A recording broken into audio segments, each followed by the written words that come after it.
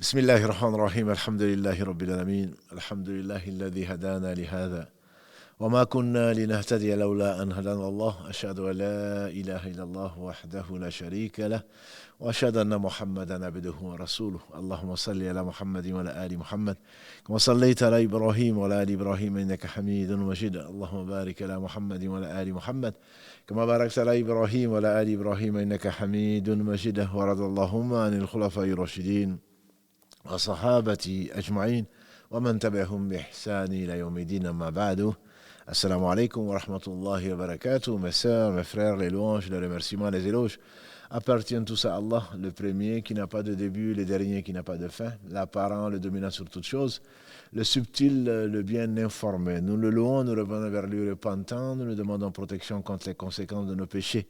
Et lui seul en sait les nombres et les tendances de l'âme, et l'âme très certainement ordonne le mal, hormis celle à qui Allah fait miséricorde. J'atteste donc qu'il est Allah et le seul digne d'adoration, sagesse pour laquelle il nous a créés.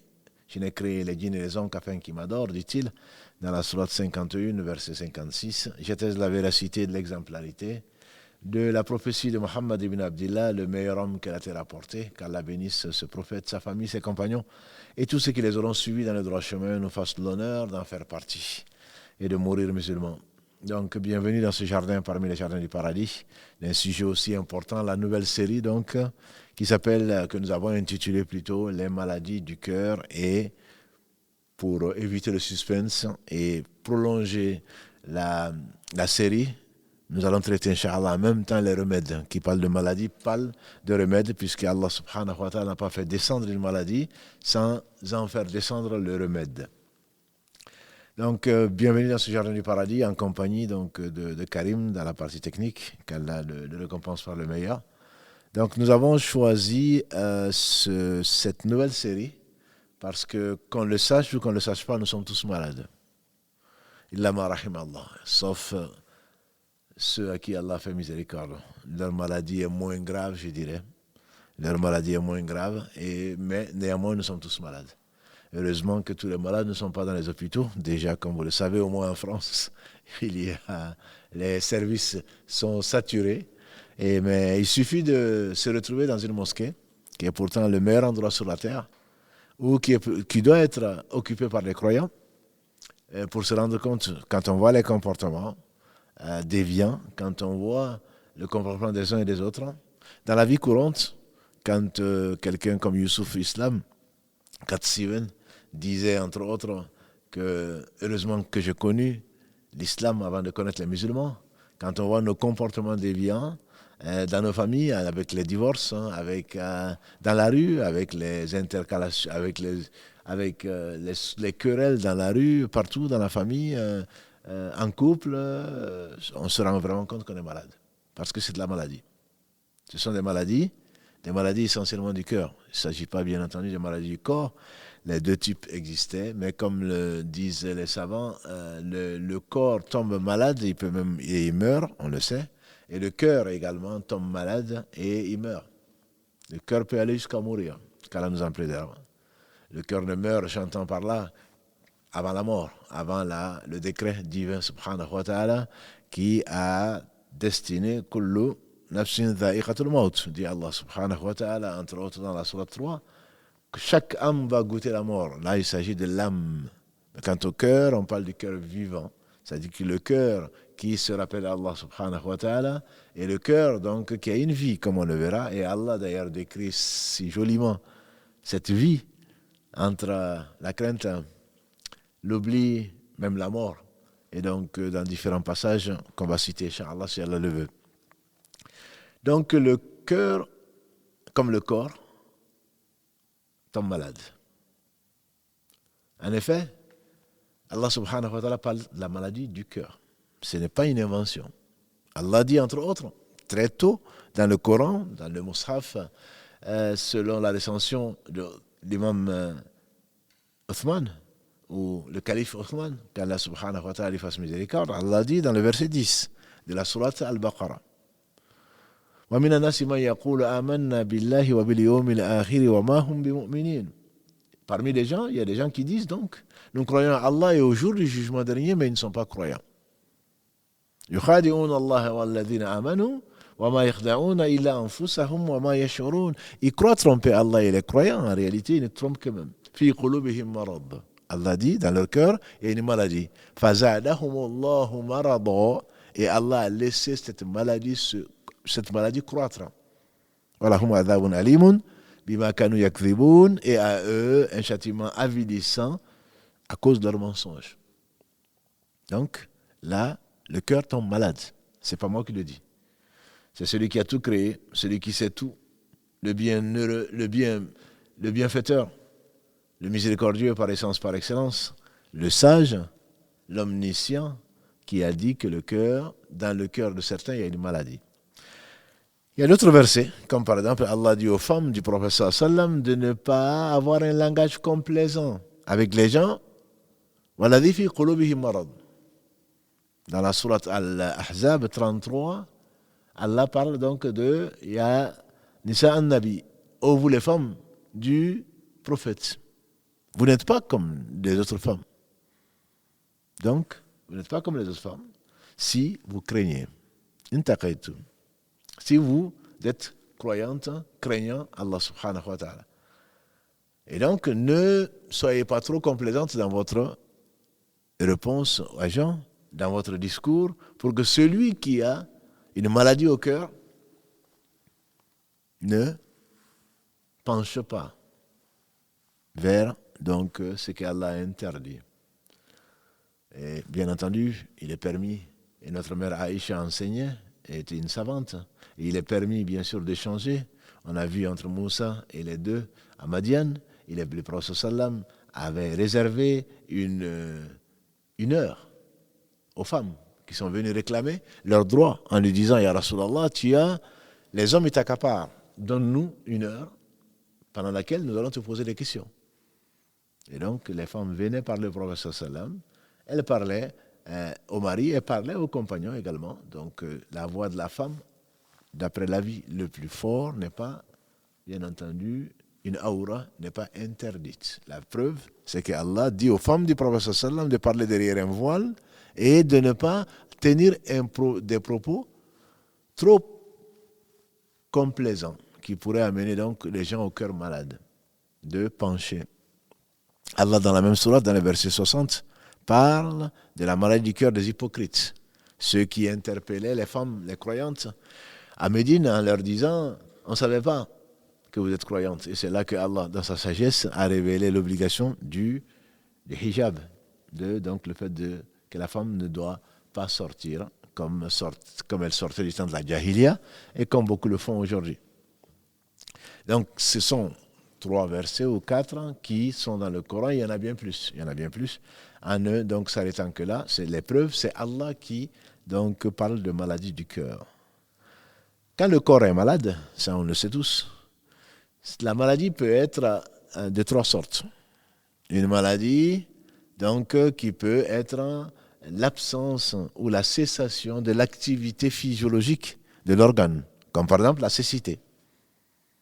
C'est l'absence totale. Quelqu'un qui ne voit pas, on appelle ça un aveugle. L'absence totale. Quelqu'un qui est sourd-muet, qui est incapable de s'exprimer, on l'appelle un sourd-muet, parce qu'en général, quand il est sourd, il est muet en même temps. Donc ça, c'est l'absence totale. Mais il peut y avoir, ça c'est une maladie, bien entendu. C'est une maladie, j'entends par là, c'est une anormalité. Pour Allah, bien sûr, c'est normal, mais pour nous, c'est une situation qui est une situation inhabituelle et qui ampute la personne d'une capacité que les autres ont. Il peut y avoir une faiblesse dans cette perception. Faiblesse dans cette perception, dans la maladie, quelqu'un, par exemple, qui voit moins bien, il va avoir l'ophtalmo peut-être, quelqu'un qui est myope, quelqu'un qui a des difficultés à parler, qui est moins éloquent, comme c'est arrivé à Moussa alayhi salam, quand comme Allah subhanahu wa ta'ala l'a éprouvé. Ça c'est une faiblesse dans la fonction. Mais il y a également une inversion de la fonction, comme quelqu'un qui, à cause du Covid ou autre, n'a plus de perception de goût, ou qui trouve quelque chose d'amer, il va le trouver doux. Et donc, ça, ce sont des maladies du corps. Il y a ces trois types, dit Ibn Qayyim, quand il fasse miséricorde, de maladies, c'est-à-dire que, de manifestations plutôt, on appelle tout ça des maladies. Donc, ça peut se traduire par l'absence, ça peut se traduire par la faiblesse, ça peut se traduire également carrément dans la perception, l'inversion de la perception. On comprendra pourquoi, dans la mesure où certains vont trouver du plaisir à désobéir à Allah. Ce qui doit les empêcher de dormir, ce qui doit les amener à pleurer, ce qui doit les amener à regretter, ce qui doit les amener à foncer dans les bonnes actions, va les faire plutôt rire et continuer à désobéir à Allah subhanahu wa ta'ala. Donc ça, ce sont trois types de manifestations de la maladie, et ceci est aussi vrai, comme on le verra, Inch'Allah, pour le cœur. Ça, c'est donc pour le corps. Ceci, c'est pour le corps. Pour le cœur, en réalité, qui est le centre, à ne pas oublier, le cœur, comme disait Ibn Qayyim, c'est le roi qui est installé sur son fauteuil. En effet, le prophète sallallahu alayhi wa sallam nous a dit il y a un morceau de chair dans le corps. S'il est sain, c'est tout le corps qui est sain. Et s'il est corrompu, c'est tout le corps qui est corrompu. En effet, ce morceau, c'est le cœur. Où on le situe? Les philosophes ont commencé, oui, mais c'est le cerveau qui permet de réfléchir. Allah parle de la raison. Où est-ce qu'il est situé? Et le cœur, quand il parle du cœur, est-ce qu'il parle de l'âme? Nous n'allons pas rentrer dans cette philosophie parce que Allah subhanahu wa ta'ala nous a avertis de ce que l'on dira, de ce que l'on regardera, on sera interrogé dessus. Inna samala wal basar wal fuad, la vue, lui et le cœur, on sera interrogé dessus. Tout ceci sont des choses sur lesquelles on sera interrogé. Mais ce qui est certain dans le Coran, c'est qu'Allah parle du cœur qui est dans les poitrines. En effet, entre autres preuves, Allah dit dans la sourate Al-Hajj, sourate 22, dans le verset 46, qui va nous intéresser à plus d'un titre. فَإِنَّهَا لَا تَعْمَى الْأَبْصَارِ وَلَكِنْ تَعْمَى الْقُلُوبُ الَّتِي فِي الصُّدُورِ. Il dit en réalité, dans ce verset 46 de la sourate 22, en vérité, فَإِنَّهَا, en réalité, je vous le dis, c'est Allah qui dit la vérité, en réalité, ce ne sont pas les yeux qui sont aveugles, al-absar, mais les cœurs qui sont dans les poitrines. Les cœurs qui sont dans les poitrines. Et comme l'a dit le prophète sallallahu alayhi wa sallam, il ne parlait pas de lui-même, il a dit il y a un morceau de chair dans le corps. Et donc, il a dit at-taqwa hahuna, dans d'autres versions, la piété elle est là, la piété elle est là, la piété elle est là 3 fois en montrant donc sa poitrine. Et cette piété, bien sûr, son siège, c'est le cœur. Donc sans rentrer dans la philosophie, mais le cœur, comment se fait-il que les signaux, on les perçoit d'abord par le cerveau, je ne sais quoi l'autre, ça c'est que la physiologie nous a montré, les études scientifiques nous ont montré qu'il y a des influx nerveux, qu'il y a des déclenchements de processus, ne serait-ce que pour la parole, des milliards et des milliards de neurones qui se mettent, grâce à Allah, par l'ordre d'Allah, qui se mettent donc en marche pour que l'on puisse parler, pour que l'on puisse même sourire, etc., etc. Mais Allah parle du cœur qui est dans les poitrines. Donc ce type de cœur, les cœurs plutôt sont nombreux. Les types de cœurs sont nombreux. Le cœur est si important que Allah nous dit dans la sourate 26, les poètes, Ash-Shu'ara, versets 88 à 89, l'importance du cœur et son état. Allah met dans la bouche d'Ibrahim, alayhi salatu salam, en décrivant le jour du jugement dernier, qu'est-ce qu'il dit Ibrahim? Yawma la yanfa'u malun wala banoun illa man ata Allah biqalbin salim. Ibrahim dit, alayhi salatu salam, le jour où ni les enfants, ni les biens ne serviront à rien, sauf celui qui rencontre Allah avec un cœur salim. On traduit ça souvent par le cœur saint. Donc la vie éternelle dépend de l'état du cœur. On a dit le cœur, c'est ce roi installé sur son trône et qui donne des ordres à ses soldats, à ses généraux, qui répercutent donc ces ordres aux simples soldats. Si le cœur est, le roi est ivre, ou le roi est inattentif, le roi est ignorant, il est clair que les généraux, on ne va pas leur demander, ils ne feront qu'exécuter. Donc les généraux, ce sont nos membres, ce sont nos sens qui vont obéir au cœur. Et donc c'est la raison pour laquelle le cœur est important. Et Ibrahim alayhi salatu salam, c'est Allah qui le fait parler, et ce qu'Allah dit est la vérité, c'est lui qui a tout créé. Et au jour du jugement dernier, il a dit, Ibrahim, yawma la yanfa'u malan wala banoun illa man ata Allah biqalbin salim. Ni les biens, ni les enfants ne serviront à quoi que ce soit, sauf celui qui vient avec un cœur sain. Salim, disent les Arabes, c'est dans le sens de salim, c'est-à-dire exempt de. Exempt de. Exempt de quoi? Exempt d'association. C'est ce qu'on peut dire en tout cas à Omar ibn Khattab et avant lui à Abu Bakr Siddiq, qu'Allah les agrée tous les deux, à Ali également, qu'Allah l'agrée. On dit donc ce sont les plus savants de cette communauté. C'est eux qui disent que Qalbun Salim, c'est un cœur qui est exempt de quoi? D'association. Exempt d'association, qu'est-ce que les savants l'expliquent? C'est que c'est un cœur qui est soumis à Allah. C'est un cœur qui connaît Allah. C'est un cœur qui suit les ordres d'Allah subhanahu wa ta'ala. Donc c'est la connaissance, c'est la science utile, suivie ou traduite par la pratique. Celui-là, ce cœur conduit les membres à une obéissance à Allah subhanahu wa ta'ala selon ce qu'il a révélé. En effet, pour chaque acte, nous l'avons peut-être dit samedi dernier, pour chaque acte, il y aura 2 questions. Pour qui tu l'as fait et comment tu l'as fait. Donc, la sincérité ne suffit pas. Si tu l'as fait pour autre que Allah, Allah ne l'accepte pas. Mais si tu l'as fait comme tu veux et pas selon ce que Allah a aimé, qu'il a révélé aux différents prophètes, notamment à Muhammad sallallahu alayhi wa sallam, certainement Allah ne l'accepte pas. Les prophètes, disait Ibn Qayyim, ont été envoyés pour 3 raisons. Faire connaître notre Seigneur subhanahu wa ta'ala. Comment pourrais-tu connaître Allah et ils le connaissent par le cœur? Comment pourrais-tu connaître Allah sans révélation? Impossible. D'autant plus qu'il est rien ne lui ressemble. Oui, rien ne lui ressemble. Avec les attributs qu'il a, il est bien le voyant parfait et l'audient parfait. Donc, la révélation sert à connaître Allah. En même temps, la révélation sert à savoir ce qu'Allah aime. Comment tu vas savoir ce qu'Allah aime si Allah ne te le dit pas? Et enfin, la révélation te dit, te promet le paradis ou le bonheur dans ce bas monde avant l'au-delà, ou alors met en garde contre la désobéissance à Allah subhanahu wa ta'ala et personne ne peut supporter son courroux. Donc, Qalbun Salim, c'est un cœur qui reçoit la lumière ou qui reçoit, en cette période de sécheresse, qui reçoit la pluie.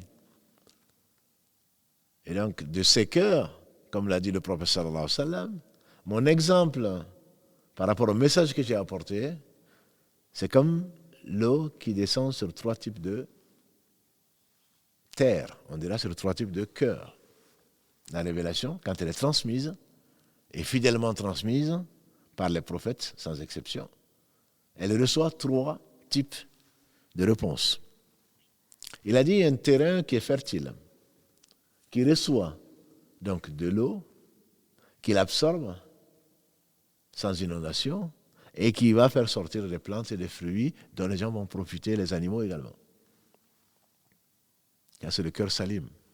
C'est ce cœur-là qui sera heureux dans ce bas monde, qui va s'évertuer à aimer les autres et à les servir.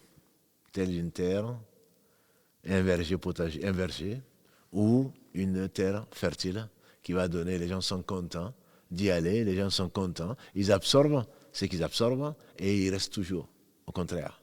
Et là, ce cœur aime Allah, aime que les gens aiment Allah, et ce cœur donne pour Allah, parce qu'il est inspiré par Allah. Il s'est complètement soumis à Allah. Et ce type de cœur, comme disent plutôt les gens de science, il obéit au premier verset de la sourate 49.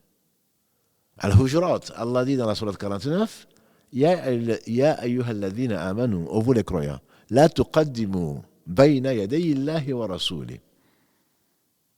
Wattaqullaha inna Allaha samiyun alim. Ô vous les croyants, ne dévancez pas le messager, Allah et son messager. La tuqaddimu bayna yaday Allahi wa rasoulih. Ne dévancez pas Allah, ni dans le dogme, ni dans les actes, ni par la langue, et encore moins par le cœur. C'est-à-dire, puisez à la source pure, qui est la révélation. Et n'allez pas philosopher, n'allez pas chercher à gauche, à droite. Mon cheikh a dit, mes parents ils ont dit, les grands-parents ils ont dit, les ancêtres ils faisaient. Non. La tuqaddimu. N'anticipez pas la parole d'Allah et son messager en essayant d'interpréter autrement. Allah a révélé et sa révélation est complète. Et avant qu'il ne révèle, ne demandez pas, attendez qu'Allah révèle subhanahu wa ta'ala dans sa sagesse et dans sa miséricorde. Donc toute chose qui est contraire à la révélation traduit quoi? Une maladie du cœur. Et quelle maladie? Le cœur, pour qu'il ne soit pas malade, a besoin d'informations, de connaissances. De connaissances. Qui est donc amenée par les messagers alayhim salatu wassalam. C'est pas la cardiologie qui va parler d'arrêt cardiaque, qui va parler d'attaque, qui va parler de maladies du cœur, mais d'un point de vue physiologique. Mais là, nous parlons de maladies du cœur en rapport avec la révélation.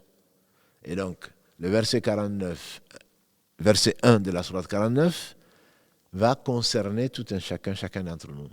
Quand tu ne sais pas, tu demandes. Et quand tu sais, donc ça c'est la deuxième catégorie de maladie, c'est la maladie de la faiblesse de volonté. Il y a ceux qui savent et qui ne font pas. C'est maghdoub alayhim. On revient toujours à la sourate al-Fatiha. Ghayril maghdoub alayhim. Allah guide-nous dans le chemin droit, lequel est le chemin de ce que tu as agréé, non celui des gens qui ont encouru colère. Qui sont-ils? Eux, ils connaissent. Ils connaissent, mais ils ne mettent pas en pratique parce qu'il manque une volonté. Le cœur, il est malade. La volonté est corrompue. Ou alors, voilà, Dhalin, et pas les égarés, c'est-à-dire, il manque la connaissance. Ils font, il y a une volonté de faire. Il y en a qui se sont retirés du monde. Il y en a qui ont décidé de ne pas se marier. Il y en a qui ont décidé, comme les trois qui sont venus voir les femmes du prophète sallam, en disant, que fait le prophète sallam? Il y a les femmes du prophète, nos mères, elles ont dit, il dort et il se lève la nuit pour prier. Il mange et il jeûne parfois. Et il est marié. Donc, l'extrémisme, la raison, Satan poussant les gens, on veut bien faire. Parfois, beaucoup plus que les pieux. On dit que les Khawarij, les ennemis d'Allah, ennemis d'eux-mêmes, que le prophète sallam a qualifiés de chiens de l'enfer, que Dieu nous en préserve, pourtant ils sont musulmans, qui font sortir les gens de l'islam, qui font des attentats à gauche, à droite dans les pays musulmans, en dehors des pays musulmans, ceux-là, leurs ancêtres, on disait qu'ils ont combattu les compagnons du prophète sallallahu alayhi wa sallam parce qu'ils ont dit qu'on ne doit obéir qu'à Allah. Et pourquoi Ali, qu'Allah l'agrée, et Muawiyah, ils ont accepté que des gens viennent trancher les différends. Alors que inil hukm illa lillah. Le jugement n'appartient qu'à Allah. Comment se fait-il qu'ils vont accepter que, puisque pendant la bataille de Siffin, la grande fitna, historiquement, la plus grande sédition qui a opposé les compagnons du prophète sallallahu alayhi wa sallam, entre eux, quand la guerre a fait rage, ils ont proposé donc 2 sages de chacun des groupes qui vont discuter pour voir qui a raison dans cette affaire. Ils ont dit non.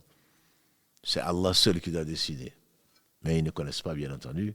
Ibn Abbas Kalalagré, et l'histoire est belle, elle est longue, a rappelé certains ignorants, parce qu'ils sont généralement suivis par les ignorants, en sachant que quand il y a des différends, qu'est-ce qu'on fait? Dans la sourate 4, les femmes, verset 34, quand on va arriver jusqu'au divorce, Allah dit appeler Hakaman, un juge. de la famille de la femme, un juge de la famille de l'homme, pour qu'ils tranchent. Ils discutent entre eux. Mais c'est Allah qui invite à ça, entre autres. Et donc on ne peut pas, par ignorance, certains veulent bien faire, mais ils ne savent pas. Et bien entendu, ils font des dégâts. Donc ces 3 compagnons, c'était des compagnons pourtant, voulaient bien faire. Et ils ont demandé aux femmes du prophète sallam, et ils ont considéré que les pratiques du prophète sallam lui-même étaient des pratiques qui étaient de moindre importance, qui n'étaient pas importantes. Il y a un qui dit, moi je jure. Mais ça c'est parce que Dieu lui a donné des réductions.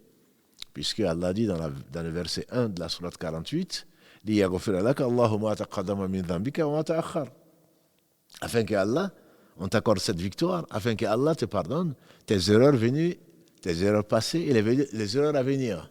Ils ont dit, mais ça, il a une réduction, puisque son Seigneur, lui, pardonne, lui a déjà pardonné ses péchés. Quant à nous, un qui dit, moi, je ne mangerai plus jamais dans la journée. Je ne mangerai plus jamais. Je vais jeûner tous les jours. Or, le prophète nous a dit, celui qui jeûne, il est interdit de jeûner tous les jours, celui qui jeûne tous les jours n'a pas jeûné. C'est-à-dire, Allah n'accepte pas. Nous ne sommes pas des anges. Et même il a interdit, et Allah subhanahu wa ta'ala nous a incité on a vu dans la série pendant le Ramadan, nous a incité à rompre tôt le jeûne et à retarder le début du jeûne.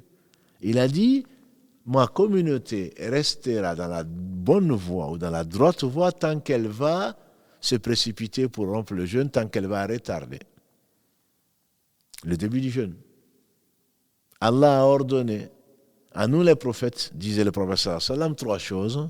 C'est de retarder le début du jeûne, le suhour, d'avancer, ou plutôt de se précipiter pour rompre, bien entendu quand le soleil est couché, et de mettre la droite sur la gauche dans la prière. Allah est miséricordieux, c'est lui qui sait, c'est lui qui a créé. Et donc cela veut dire qu'on ne peut pas s'imposer des choses que Allah n'a pas imposées. Personne n'a dit, le prophète sallallahu alayhi wa sallam, ne s'est imposé des choses que Allah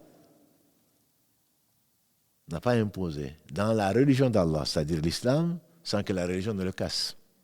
Combien de gens ont commencé à prier, à jeûner, à ceci et cela tout le temps, et finalement, on ne les voyait plus. Ils ont quitté la religion, malheureusement. Donc ce cœur, c'est quoi? C'est accepter. Sami'ana wa ata'na. Nous avons entendu, nous avons obéi. C'est ce qui a fait la gloire et l'honneur qu'Allah a accordé aux meilleurs d'entre nous, parmi ceux qui viennent après les prophètes, les siddiqin. Et je pense à Abu Bakr. Une chose vient d'Allah, il l'absorbe automatiquement, parce que le cœur est saint. Il ne va pas chercher ni à droite ni à gauche. Parce que les 2 maladies du cœur, c'est le manque de connaissance, ce qu'on appelle les shubuhat. On a des doutes, des ambiguïtés dans la religion. Comment Allah est, comment Allah fait. Ce sont des questions qui ne se posent pas à un croyant. Ce sont les shubuhat. Vous vous rappelez certainement ce qui a honoré Abu Bakr. Après qu'Allah l'a invité au-dessus de 7 cieux, a invité Mohammed sallallahu alayhi wa sallam au-dessus de 7 cieux, quand on est venu le voir en disant, celui qui prétend être prophète, voilà ce qu'il prétend. Il dit qu'hier soir, il a quitté la Mecque, il est passé par Jérusalem, il est revenu à la Mecque, et en une nuit, ils étaient étonnés. Qu'est-ce qu'Abou Bakr a dit? Si il l'a dit, c'est que c'est vrai. Voilà le cœur saint. S'il a dit, c'est que c'est vrai. Matin et soir, alors qu'il est parmi nous, il reçoit des révélations du ciel. Aller au ciel, au-dessus du 7e ciel, rencontrer Allah et revenir en un clin d'œil, c'est facile à Allah. S'il l'a dit, c'est que c'est vrai. Et là, l'histoire a prouvé, plutôt Allah l'a prouvé au travers de ce qui s'est passé entre les caravanes, entre Jérusalem et la Mecque et tout le reste qu'il a décrit, qu'il a vu les prophètes, que Dieu les bénisse, il a vu les gens qui sont châtiés, il a vu le paradis, il a vu l'enfer. La réalité a prouvé qu'effectivement il était sincère, Muhammad sallallahu alayhi wa sallam. Un cœur pur, c'est un cœur exempt de shubuhat, d'ambiguïté. Allah a dit, il est comme ça. Allah s'est décrit, c'est lui qui sait qui il est. Ensuite, ce sont les prophètes. Non, ce n'est pas possible. Allah n'a pas voulu dire ça. Sur ses noms et attributs, Allah a dit qu'il rit comme attribut, comme l'a dit le prophète sallallahu alayhi wa sallam. Allah rit de 2 personnes qui vont venir au jour du jugement dernier. L'un dans le djihad a tué l'autre, et l'autre Et celui qui a tué, qui était non-musulman, s'est converti et il a combattu pour Allah, il a été tué. Les deux vont se prendre par la main et ils vont rentrer au paradis. Mais c'est comme ici à sa majesté. Rien n'y est. Ton cerveau a été créé. Comment est-ce que tu peux, toi, concevoir Allah? Lui qui est non créé, le seul, et qui a tout créé, comment est-ce que du créé va maintenant imaginer celui qui a tout créé, que personne n'a créé, qui est le premier, qui n'a pas de début, avant lui, il n'y avait rien.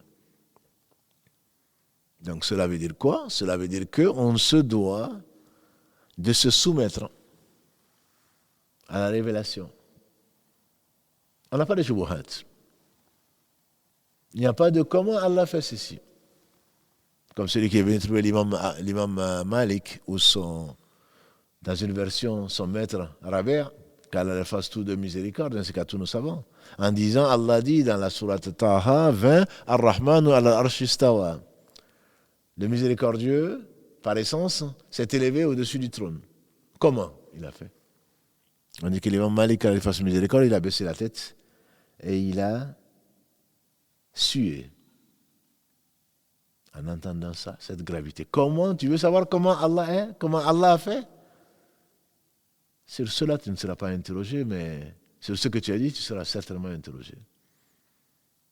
Si je n'avais pas posé la question, tu ne serais pas interrogé.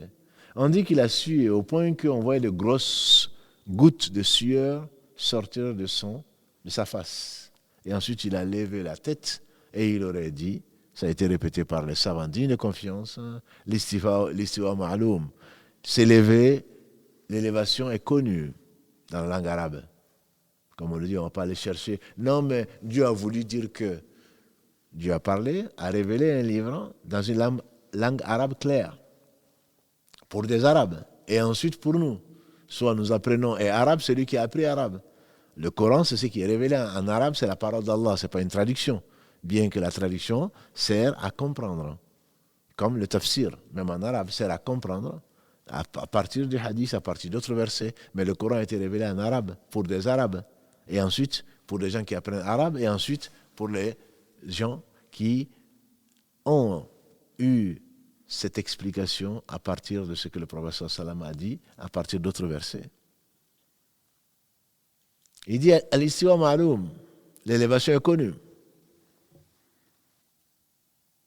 La foi en l'élévation, ar-Rahman al-Arsh istawa, est une obligation. Dans 7 versets différents, Allah parle de cela. Khalaqa samawati wal arda fi sittati ayyamin thumma istawa ala al-arsh. Dans 6 autres versets que dans cette sourate Taha, Allah dit qu'il a créé les cieux et la terre en 6 jours. Ensuite, il s'est élevé au-dessus du trône. Entre autres, verset 7. Et en sourate 7. La sourate 10, Yunus. La sourate 13, Arad. La sourate 20.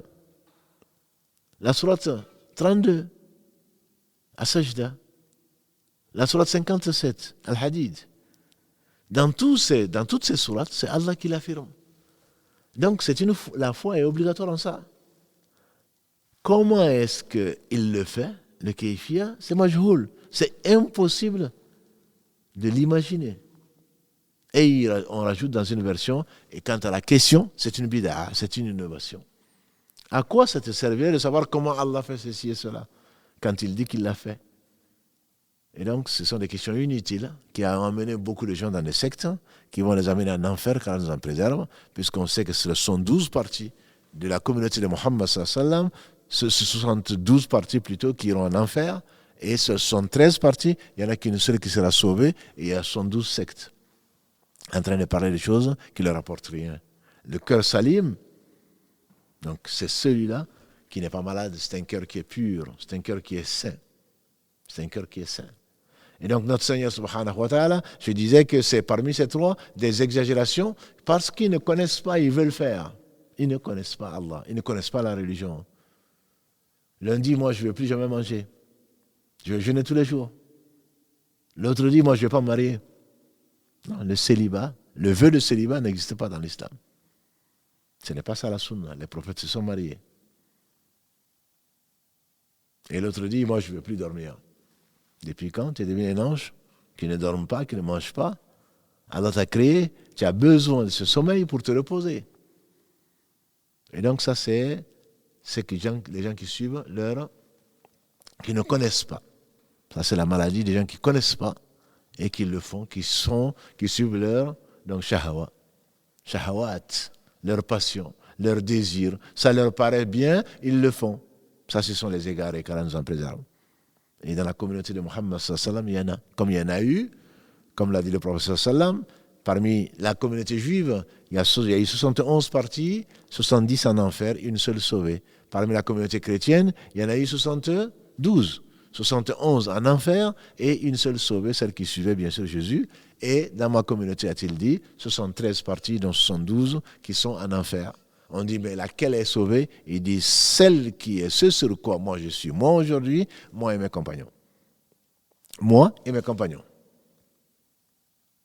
Et donc, comme on le verra, Inch'Allah, samedi prochain, le chemin, les provisions de ce chemin droit, on en parlera, Inch'Allah, la semaine prochaine, c'est la révélation. Et donc, il y a les shubuhat, des gens qui se posent la question de savoir comment Dieu est, comment et pourquoi Dieu a fait ceci. Mais pourquoi Dieu? Qui es-tu pour te poser la question? Qui es-tu pour penser? Qui es-tu pour dire Dieu a fait ceci et Dieu a fait cela? Donc, il faut savoir que ce Seigneur subhanahu wa ta'ala a averti de la maladie du cœur, comme on a dit, deux types de maladies, des maladies de shubuhat, d'ambiguïté, donc qui sont basées sur le manque de connaissances, et les maladies, ça ce sont les égarés, et les maladies donc de shahawat, des gens qui suivent leur passion, et en particulier qui cherchent le pouvoir, les femmes, la notoriété, etc. Ce sont des maladies du cœur dont on va détailler si Allah subhanahu wa ta'ala nous permet de le faire donc dans les autres épisodes. Ça, c'est le cœur saint. Et Allah décrit de la meilleure des façons, bien entendu, l'état du cœur qui varie. On dit que le cœur, al-qalb en arabe, qalb, on dit bien du fait de taqallub, le fait que le cœur change entre la joie et la tristesse, entre les passions et ceci et cela. Taqallub, donc c'est le fait de changer. C'est pour cela que le meilleur des hommes, celui qui connaissait le mieux, Allah subhanahu wa ta'ala disait souvent, Ya muqallib al-qulub, ô toi qui qallib les cœurs, ô toi qui renverse les cœurs, on traduit parfois, ô toi qui change les cœurs. Ya muqallib al-qulub, c'est la même racine, thabit qalbi ala dinik, raffermis mon cœur sur ta religion. Allah décrit donc le cœur de plusieurs façons. Quand il parle par exemple du cœur il invite les croyants. Allah ya'ni alladhina amanu an taqsha'a qulubuhum li dhikrillah. Dans la sourate 57 Al-Hadid, verset 16, Allah dit, n'est-il pas venu un moment pour que les croyants, pour que leur cœur s'humilie devant Allah? Que le cœur s'humilie. Donc le cœur, il s'humilie devant Allah. Quand on parle de crainte d'Allah, on parle bien sûr de la crainte du cœur. Allah parle également de qasiyat qulub. Dans le même verset d'ailleurs, la sourate 57, verset 16, et il le développe en les mettant en cause, ces gens dont le cœur est devenu dur, et comme il y en a dans la communauté, des gens au cœur dur. Et Allah le décrit dans la sourate Al-Baqarah, 2, verset 74 en particulier.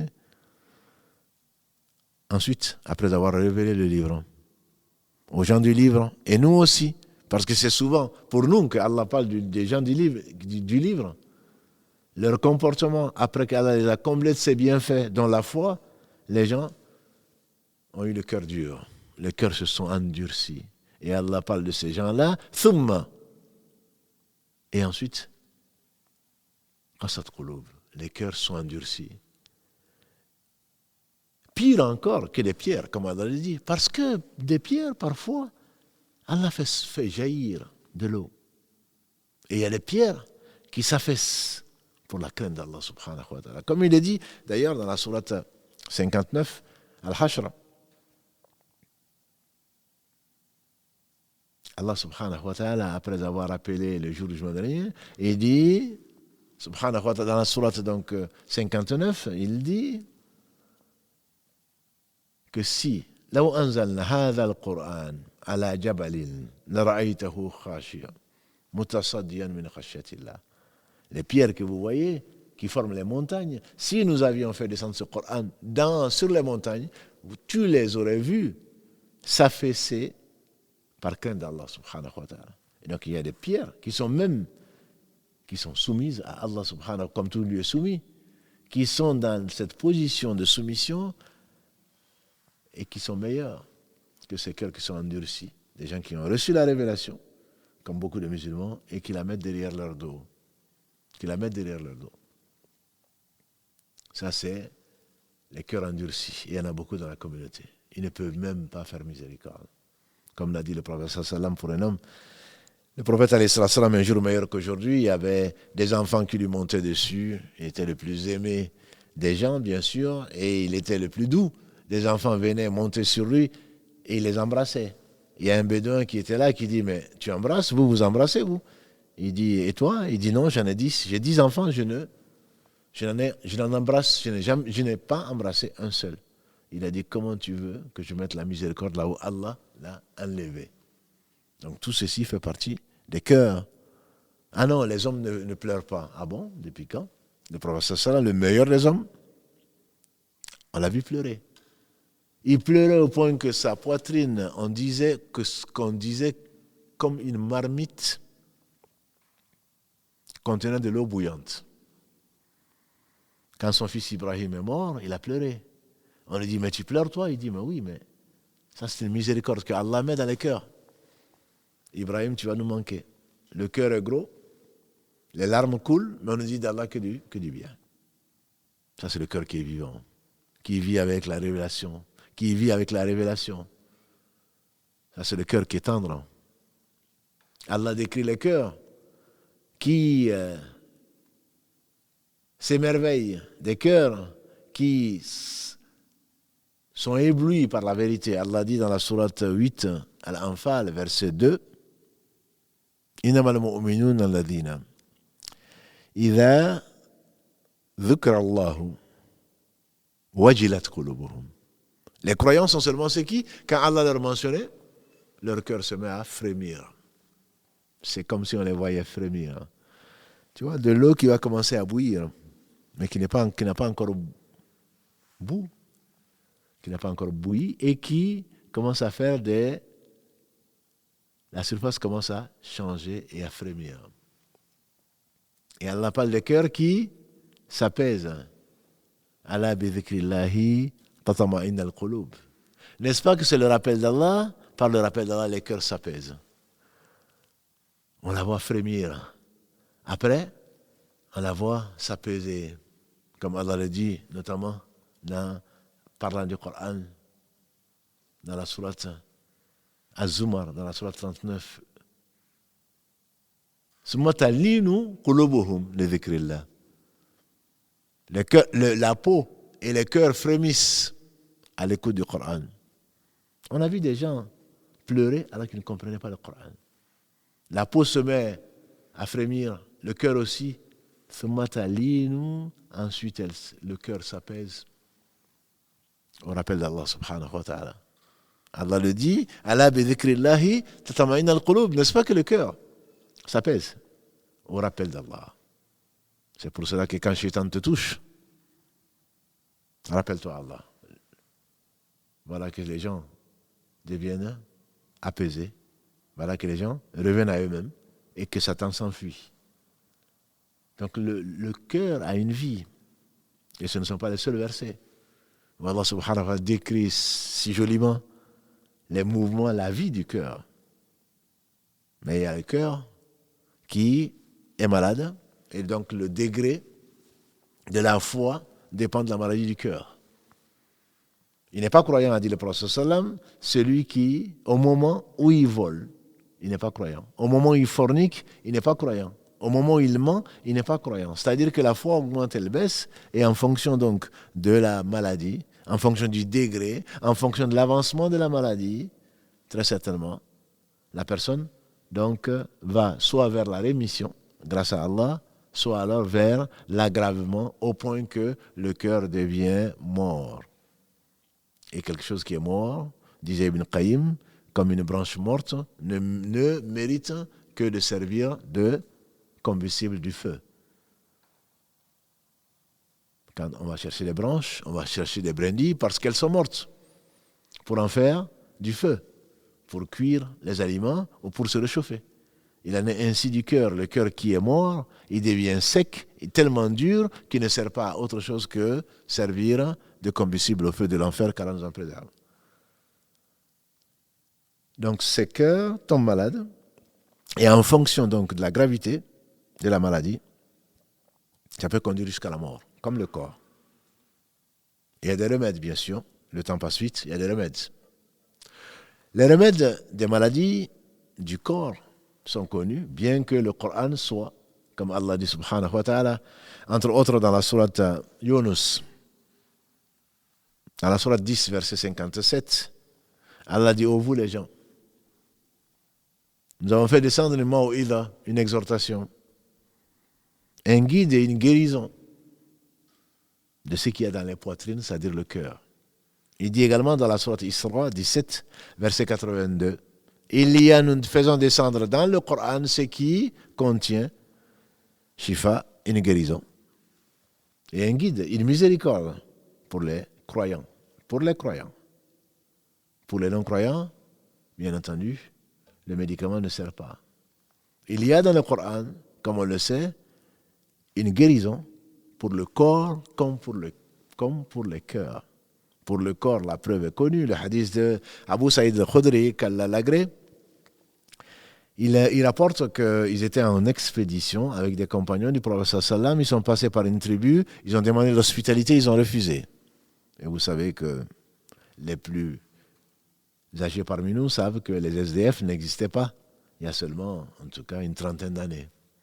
L'hospitalité était une valeur sûre de toutes les sociétés, musulmanes ou pas. Ils ont refusé, ces gens ont refusé l'hospitalité. Donc il y a 15 siècles, hein. On ne pouvait pas l'imaginer. Et voilà que Allah a éprouvé le chef de tribu et soit on dit un scorpion, soit un serpent venimeux l'a piqué. Et ils ont cherché un médecin, ils n'en ont pas trouvé. Personne n'a pu le soigner. Et ils ont, par désespoir, ils ont dit, oh vous, de passage, les voyageurs, est-ce que vous avez quelqu'un, parmi vous, quelqu'un qui fait la ruqya, c'est-à-dire qui traite, d'où le nom de la ruqya. Il y a un parmi eux que Allah a inspiré, il a dit, oui, moi. Mais je ne traiterai votre malade qu'à condition que vous me payez après. D'où la légitimité pour certains qu'on puisse payer la ruqya, mais à condition que la personne guérisse. Et Allah est le seul guérisseur, disait le prophète sallam. Allahumma rabban nas, idhab al-bath, anta shafi'. Ô Allah, Seigneur des gens, enlève le mal. C'est toi le shafi'. C'est un des noms d'Allah subhanahu. C'est toi le guérisseur. La shifa'a et la shifa'uk. Il n'y a pas de guérison sauf la tienne. Et donc, il dit, si je le traite et s'il guérit, vous allez me donner des ovins. Ils ont dit oui, d'accord. Et il a commencé à le croyant n'est certainement pas équivalent au non-croyant. Bismillahirrahmanirrahim. Alhamdulillahi Rabbil Alamin. Depuis le début de la Fatiha jusqu'à la fin, les 7 répétés, les 7 versets.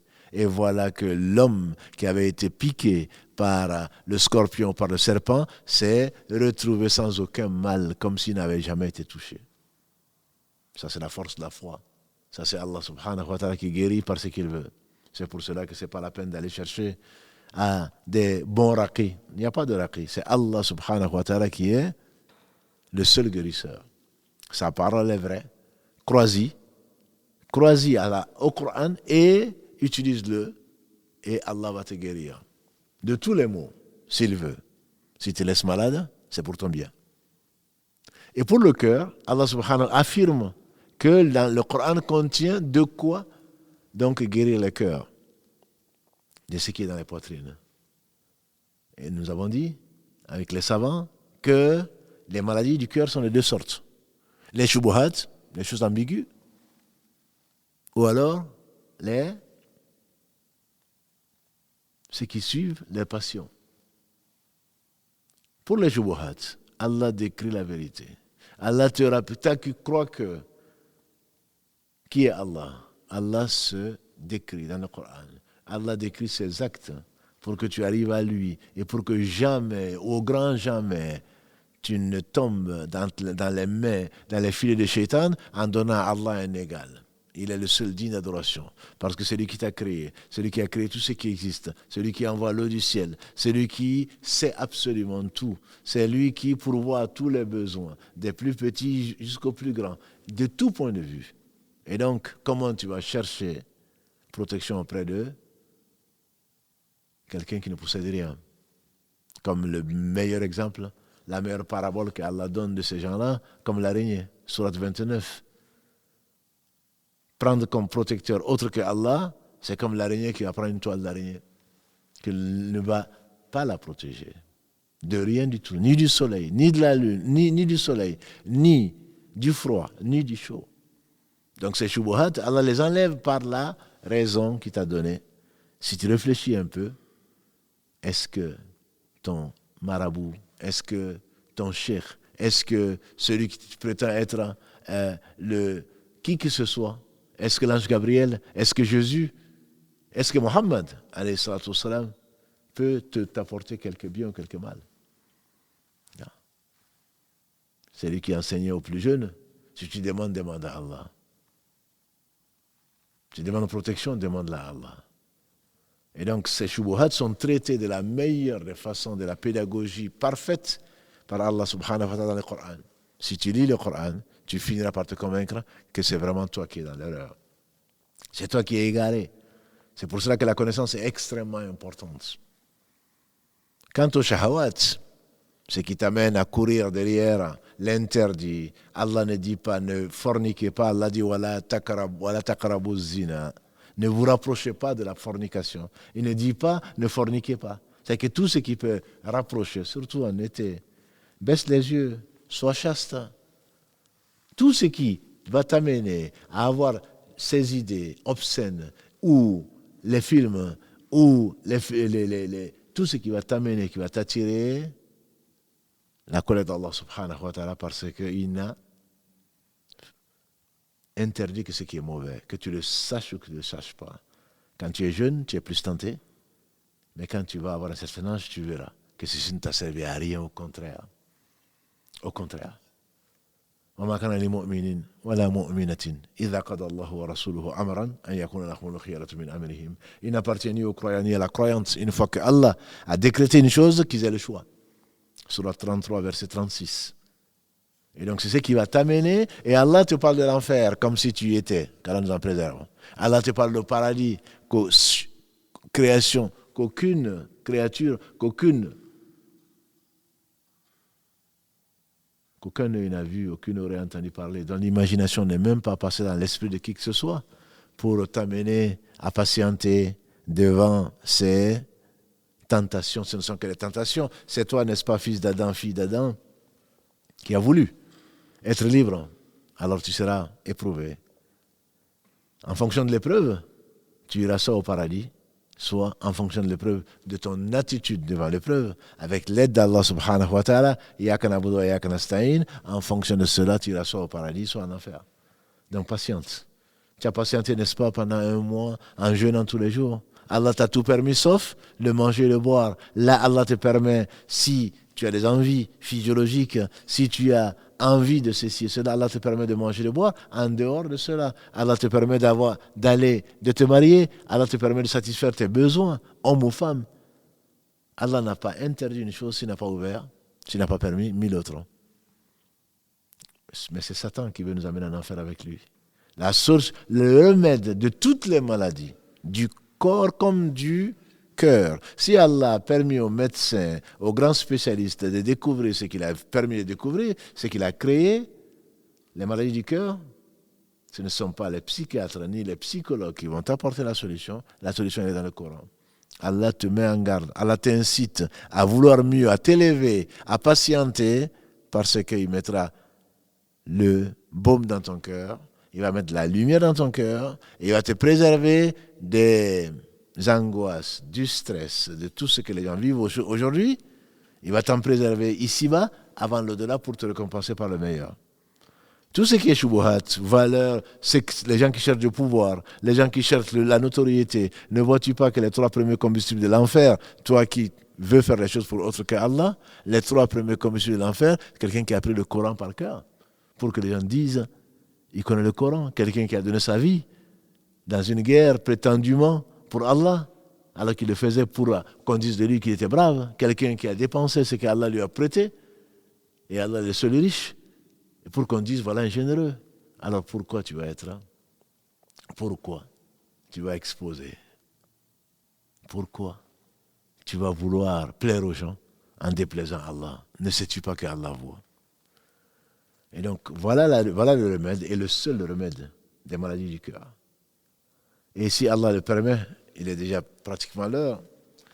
Si Allah le permet, donc on va essayer de détailler quelques-unes de ces maladies et les remèdes que Allah subhanahu wa ta'ala et son messager nous ont apportés en cette matière-là. Une question, est-ce que l'orgueil est l'un des grands signes des maladies du cœur? C'est ce qu'on va traiter peut-être en premier, ou en tout cas, peut-être en premier, mardi prochain, Inch'Allah. C'est effectivement ce qui a amené Satan en enfer, que Dieu nous en préserve. Et Allah a dit, le prophète sallam, il a révélé au prophète sallam de dire, ne rentrera pas au paradis celui qui a un tant soit peu d'orgueil dans le cœur.